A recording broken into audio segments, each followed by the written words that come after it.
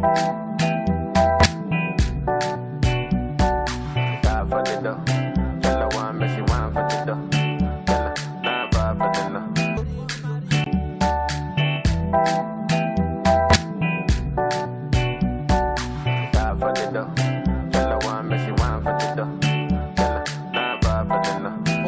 et bienvenue dans cette petite séquence vidéo au cours de laquelle nous allons tout simplement apprendre à déterminer l'expression des vecteurs vitesse et accélération. Un petit exercice, c'est tout.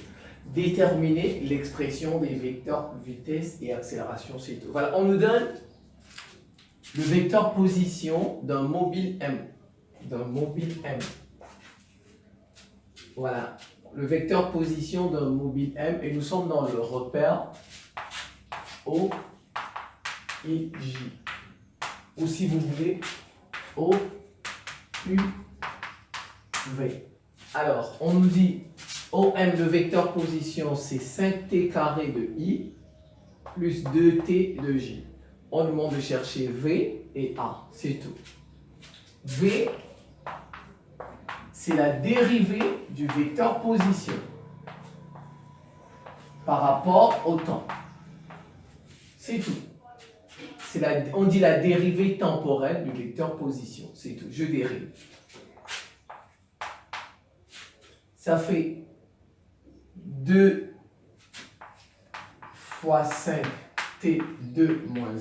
Je fais étape par étape parce que vous savez faire des dérivées.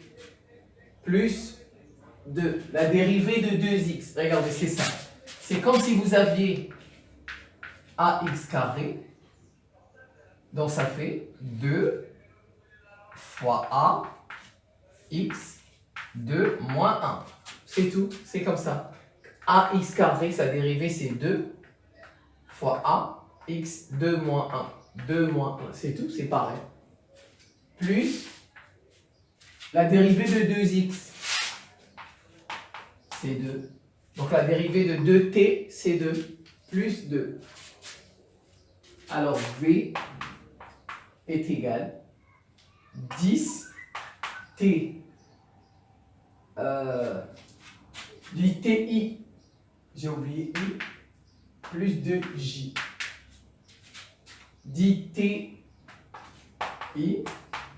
plus 2j. Voilà l'expression du vecteur vitesse. Maintenant, on va chercher l'accélération. L'accélération, en fait, c'est la dérivée seconde. C'est la dérivée seconde temporelle du vecteur position. Ou tout simplement, c'est la dérivée du vecteur vitesse.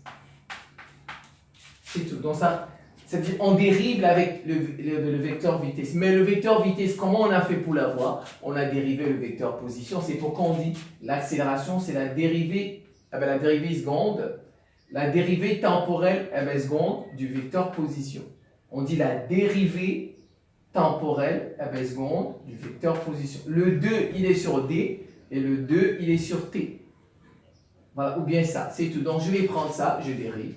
Ça fait A égale, ça fait 10 i.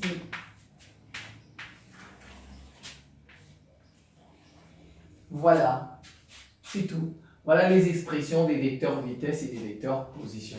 Je vous remercie pour votre attention et à très bientôt.